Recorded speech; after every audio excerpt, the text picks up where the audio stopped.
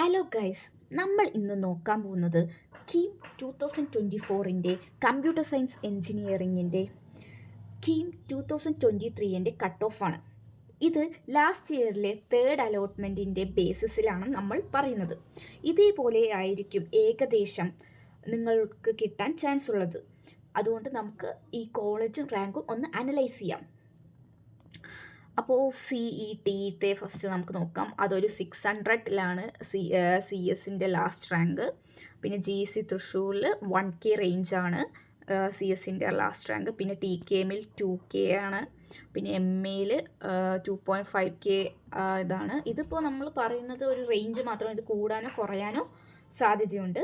പിന്നെ RIT-ൽ 3.3K ആണ്. പിന്നെ NSS-ൽ 3.3K. അത് രണ്ടും ഏകദേശം സെയിം ആണ്. പിന്നെ GC വയനാട്ടിൽ 3.4K.